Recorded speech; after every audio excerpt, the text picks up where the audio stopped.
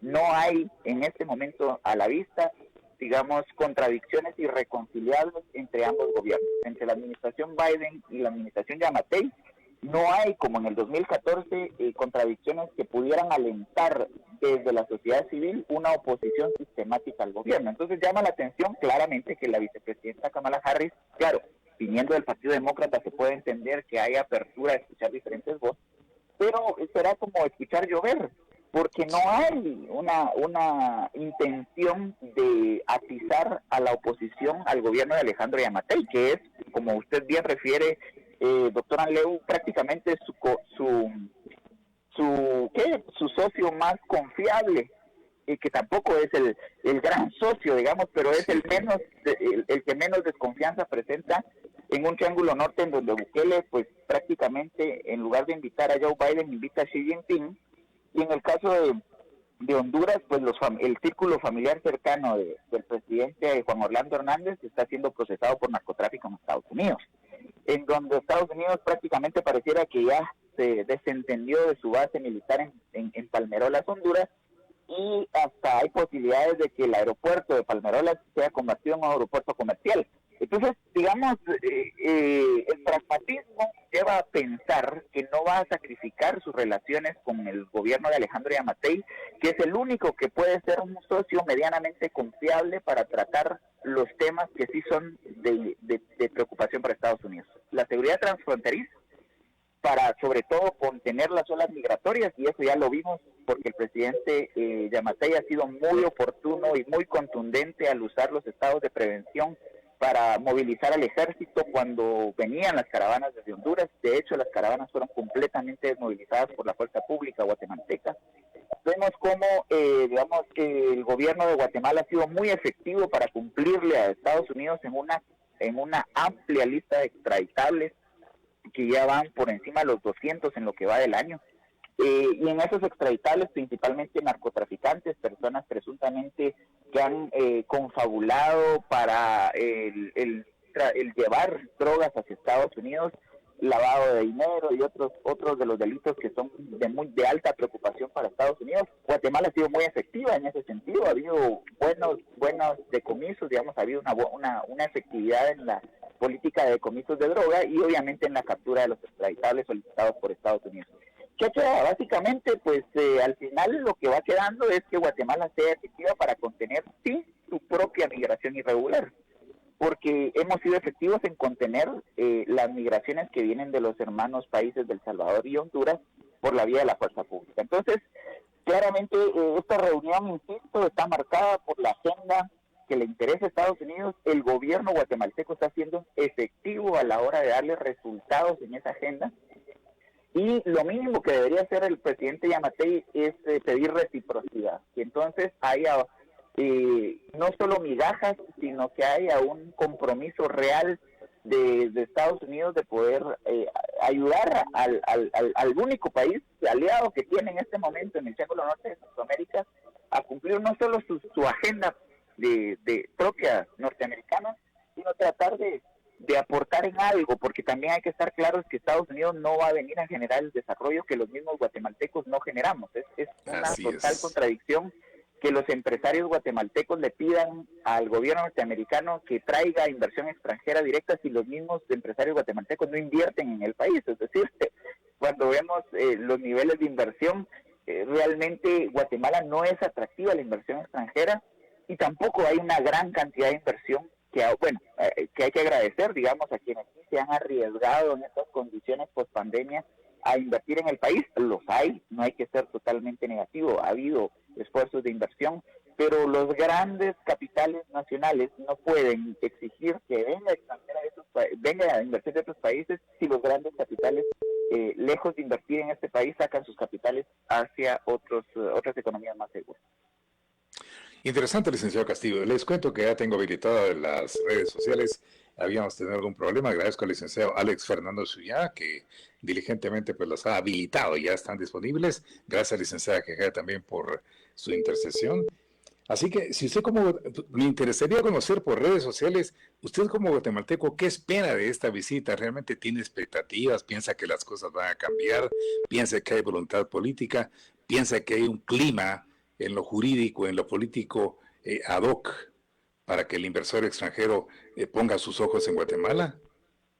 ¿Cuál es su punto de vista? Expréselo a través de redes sociales. Voy a la pausa y volvemos.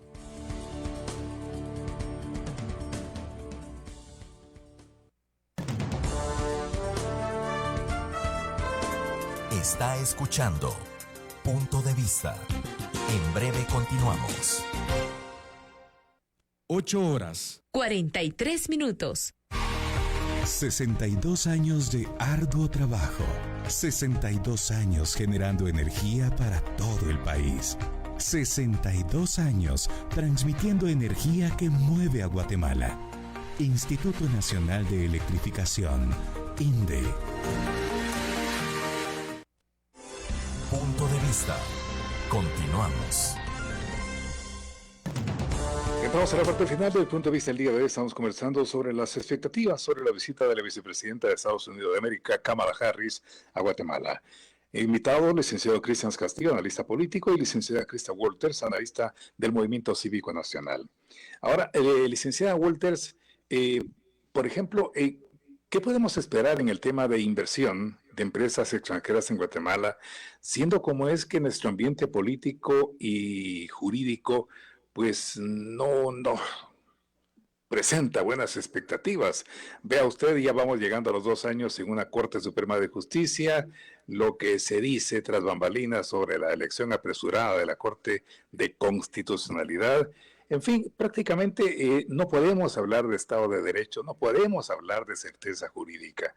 ¿Qué podría hacerse para ofrecerle, por ejemplo, a la vicepresidenta norteamericana que las cosas van a cambiar en 180 grados en esa situación que es fundamental para que cualquiera pueda invertir siquiera $1 en países como el nuestro? Precisamente eso quería comentar a partir de lo que mencionaba el licenciado Castillo, de que Guatemala no es atractiva para la inversión. ¿Y eso por qué se da? Es porque no existen las condiciones necesarias para que se dé de forma favorable un clima que sea propenso para que ya sea inversores extranjeros o nacionales se arriesguen a poner sus negocios o sus empresas acá en Guatemala. Lo que nos hace falta es, como bien mencionaba usted, muchísima certeza jurídica, y también hace falta bastante infraestructura para que se puedan dar esas oportunidades de comercio. Entonces, yo creo que, o soy de la opinión de que no hay que esperar demasiado del Estado o de los gobiernos, y tampoco hay que pedirles que resuelvan todos los problemas, pero hay que pedirles o exigirles lo mínimo, y lo mínimo son esas garantías o certezas o protección, ya sea a los derechos individuales de las personas, que provean seguridad y que provean justicia. Entonces, cuando se cumplen o se abarcan esas bases, pues ya se puede dar un clima favorable para la inversión. Y eso es lo mínimo, porque si nos vamos también a ver, por ejemplo, diferentes indicadores de prosperidad, de capacidad de hacer negocios en el país, índices democráticos o de libertad, lo que vamos a toparnos es que posiblemente montar una empresa en Guatemala no vaya a tomar tanto tiempo como toma en otros países centroamericanos, pero nos topamos entonces que el problema está en los factores que se analizan, esos factores institucionales. Entonces, lo que tenemos que apostarle es entonces a fortalecer las instituciones para poder tener un escenario, un clima que sea favorable y que sea atractivo para esa inversión, porque se ha hablado muchísimo de que no tenemos que simplemente elevar nuestras aspiraciones o lo que quisiéramos obtener en el futuro, sino que tenemos que elevar las capacidades para poder cumplir con esos planes que tenemos a futuro. Entonces, a mi parecer, lo que hay que enfocarse es en el fortalecimiento institucional, en fortalecer ese capital humano, la seguridad y la justicia, y también en infraestructura para poder presentarle a posibles inversores una Guatemala donde sí se puedan hacer negocios. Y yo creo que tenemos que tomar bastante en cuenta que la generación de oportunidades económicas no está desligada de otros asuntos como el fortalecimiento institucional, y tiene muchísimo que ver lo que ha pasado en las elecciones de las Cortes, porque eso genera entonces poca certeza jurídica que luego tiene una consecuencia en la inversión. Y también no tenemos que desligarlo del sistema político en general, porque tenemos a veces muchas iniciativas de ley o incluso leyes ya que están vigentes que hacen difícil esa inversión, o que necesitamos leyes que hagan más fácil esa inversión. Entonces tenemos que tomar en cuenta que la voluntad política que pueda haber en el Congreso también tiene mucho peso, y que la generación de oportunidades económicas no es un asunto que sea completamente aislado o que sea completamente un tema que deban atender ciertos grupos, sino que es más complejo que eso. Ahora, en esa misma línea, ¿y qué se podría esperar, licenciado Castillo, siendo como es que los tres organismos del Estado están intercomunicados y no existe una independencia tal y como la Constitución establece? ¿Qué expectativas hay al respecto, siendo como está la situación actualmente? Totalmente, doctora Leo. Yo he hecho varias publicaciones en los últimos años respecto del modelo de gestión pública de control total que ha vivido Guatemala en los gobiernos, por ejemplo, de la democracia cristiana, porque fue por inercia que la gente prácticamente le otorgó el poder centralizado a la democracia cristiana en la transición a la democracia en 1985-86. Luego, quienes sí motivaron o generaron este modelo de gestión pública de control total, en donde prácticamente desaparece la independencia de poderes y hay un control hegemónico del gobierno central en los órganos de control político, administrativo y judicial.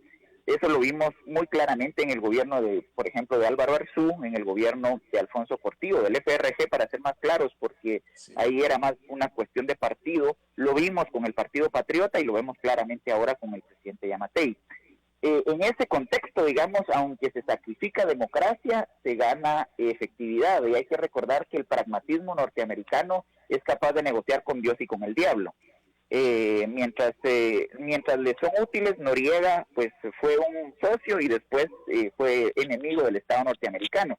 Entonces, claramente, digamos, bajo esa premisa del pragmatismo gringo, realmente le viene muy bien un gobierno de control total en el país, porque garantiza resultados. Lo que Estados Unidos está buscando en este momento es un socio confiable, y obviamente un socio confiable que tenga el control dentro de su territorio es todavía más confiable, porque puede dar resultados mucho más contundentes y no tiene que estar lidiando con los retos que presenta la democracia y obviamente el juego de actores y la gobernanza en ese sentido. Por eso llama tanto la atención que un empresario que se reúne con la vicepresidenta Harris en Estados Unidos promueva, por ejemplo, la gestión de la organización de una cámara o de una organización gremial de empresarios alterna a la tradicional en el país. Digamos, son esas contradicciones que a veces sorprenden hasta los más pragmáticos y los más experimentados políticamente. Entonces, bajo esa lógica, yo creo que la gran pregunta, doctora Leu, es ¿qué podemos hacer en este contexto? Y yo quisiera, más que hablar de expectativas, hablar de cosas concretas. Hace unos 15 años hice una investigación para Diálogo Interamericano sobre remesas en Salcajá. Es uno de los municipios más pujantes de Guatemala y su principal fuente, entre otras, es el tema de las remesas. Y en aquel momento el 60% de las remesas eran utilizadas para consumo familiar. Pero ¿qué pasaba con ese otro 40%? Pues ese 40% se ahorraba.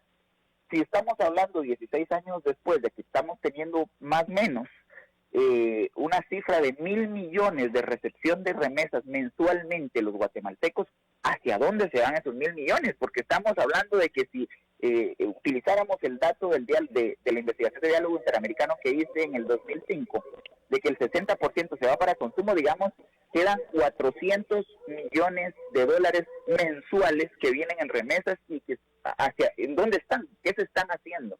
ahí creo que llamo la atención sobre una propuesta que un equipo de investigación de migraciones de Flaxo lanzaba el año pasado a debate, y era el uso de remesas colectivas. Si no hay empresarios dispuestos a correr el riesgo de invertir en Guatemala, el reto es que haya una conciencia de los receptores de remesas del potencial que tienen, los recursos que reciben de sus familiares desde el exterior para poder pues generar microcréditos. Hay que entender que los bancos de este país y ningún empresario tradicional le va a dar opciones de microcréditos a personas que no pueden garantizar y respaldar el asumir una deuda. Bueno, toca pensar en la solidaridad de quienes son receptores de remesas y la posibilidad de generar microcréditos precisamente desde esas remesas colectivas que se reciben. Estamos hablando de 1,000 millones mensuales en remesas que recibe Guatemala. Es una cantidad que, insisto, no ni los consorcios más poderosos financieramente en el país creo que estarían dispuestos a arriesgarse a invertir esos 400 millones. Si pensáramos que el 60% de los 1,000 millones se van en consumo, esos 400 millones nadie va a invertir por uno lo que uno mismo no está dispuesto a invertir en su gente. Y entonces ahí hablamos de otra propuesta que hicimos desde el Instituto de Problemas Nacionales a la Secretaría de Integración Centroamericana, SICA, hace un par de años, respecto de promover el desarrollo rural como el ancla a las poblaciones migrantes en Centroamérica. Y aquí la propuesta que hicimos desde el IMNUSAC refería a los diferentes modelos de migración, porque de Nicaragua hacia abajo la migración es hacia el sur. Los nicaragüenses buscan a Panamá y a Costa Rica como el destino de la migración. De Honduras, El Salvador y Guatemala buscamos Estados Unidos. Pero la lógica para lograr fijar a las poblaciones a sus territorios es generar condiciones de empleo, generar inversión, generar mejores condiciones de vida en lo local. Es una total contradicción que la agenda bilateral entre Estados Unidos y Guatemala ponga sobre la mesa la necesidad de mejorar las inversiones en los centros urbanos, y no es de ahí de donde sale la población que migra irregularmente hacia Estados Unidos. Entonces creo que hay que hablar seriamente de cómo sí podemos atajar las migraciones generando oportunidades, pero esas oportunidades hay que generarlas en los contextos sociales en donde la gente no tiene otra opción más que migrar. Muy interesante, y usted lo dice con meridiana claridad, licenciado Castillo, los estudios están ahí.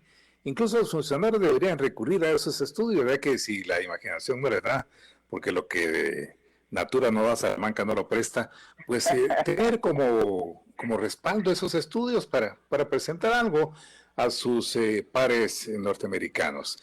Ahora, licenciada Walters, lastimosamente, pues aquí los sucesivos gobiernos, y esta no es la excepción, pues solo ven la obra física, construcción de carreteras, zonas francas, y eso perfecto. Para la economía es casi perfecto. Pero nos olvidamos de construir al ser humano. Vea usted, Estados Unidos lo que demanda es mano de obra calificada, personas que sepan el inglés. ¿Cuántos guatemaltecos dejarían de irse si realmente los mal llamados call centers por acá pues funcionaran tal y como debe ser? Y los que trabajan en esas empresas pues ganaran lo que se debe ganar. Pero salimos re mal en el aprendizaje del idioma inglés dentro del ciclo básico y diversificado, y no tenemos esa oportunidad. ¿Qué tendría que hacerse para que Estados Unidos mejor nos aportara dinero para la educación? Porque en tanto sigamos en trapitos de cucaracha como actualmente en el tema educativo, jamás vamos a despegar. Claro, el tema de la educación es bastante importante, y creo que, como bien decía, a mi parecer no hay que esperar tanto de los gobiernos, ni hay que esperar que el Estado resuelva las cosas, pero sí tenemos que exigirles que en lo mínimo hagan su trabajo y sienten las bases de lo que necesitan los guatemaltecos. Y en ese sentido, a mi parecer, mucha de los cambios que se requieren en Guatemala, muchos de esos cambios estructurales se han visto detenidos o se han visto muchísimo más lento de lo que esperaríamos, porque no existe voluntad política para cambiarlos, porque se estaría lastimando intereses de personas que se sirven del Estado, que se sirven de los gobiernos de turno. Así es. Y por eso yo creo que es sumamente importante también ver en este contexto posibles cambios a la ley electoral para poder cambiar entonces a esas personas que están sentadas, por ejemplo, en el Congreso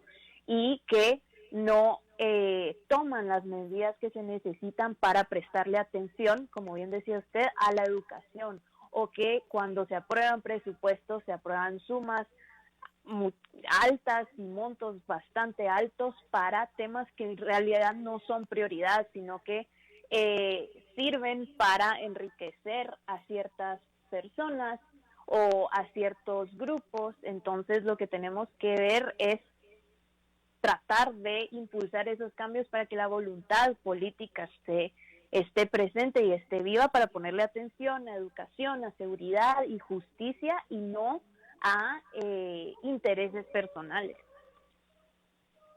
Ahora ya estamos en la parte final del programa, licenciado Castillo. A manera de conclusión y recomendaciones, ¿qué nos podría aportar usted? Yo llamaría particularmente la atención tanto de la vicepresidenta Kamala Harris como del presidente Alejandro Yamatei, que no pueden dejar fuera de la discusión del combate a las migraciones irregulares el tema de la política social. Es decir, entendemos, respetamos y valoramos, digamos, en alguna medida que el presidente haya sido tan claro de decir que es proempresarial en su gobierno, pero no puede olvidar la política social subsidiaria para los que no son empresarios y para los que no tienen el beneficio de un trabajo formal generado por empresarios. Recordando que en el país el 70% de la población económicamente activa participa de actividades económicas informales, es decir, solamente el 30% de la población económicamente activa tiene la oportunidad de tener un trabajo formal generado por la inversión formal. En ese sentido, eso llama la atención urgentemente de tener una política social que pues subsidie a quienes lo único que les queda es arriesgarse a migrar, entendiendo también que en la sociedad guatemalteca también hay un amplio sector de migrantes irregulares que buscan el sueño americano por ideas hasta antropológicas, hasta sociológicas, es decir, sí. Se fue mi papá, se fueron mis tíos, yo me tengo que ir, no me interesa si no tengo trabajo en Guatemala, no, ni si no hay estudio o no hay oportunidades. Mi único sueño en la vida es irme para Estados Unidos. Eso también hay que entenderlo, que hay un componente antropológico en la sociedad guatemalteca que caló profundamente y que es la oferta del sueño americano. Entonces, lo importante es que las poblaciones tengan en su contexto local las condiciones mínimas de vida digna para que la migración, ojalá fuera regular, pero para que la migración sea el último elemento de su plan de vida, la última opción de su plan de vida. Pero mientras eso no suceda, la única opción para no morir en las condiciones pésimas de vida que hay en la provincia es migrar. No es la última opción, sino la primera. Y entonces es ahí donde vemos la atención de que no puede estar fuera del debate la política social. Muchas gracias a Radio Punto por la oportunidad y un gran saludo para todos. A usted, licenciado Castillo, ¿cuál es la conclusión de la licenciada Walters? Yo considero que si Guatemala y Estados Unidos tienen en su agenda en común que Guatemala se vuelva un lugar más próspero, un lugar más desarrollado, entonces hay que contemplar que existen diversos caminos para llegar a ello.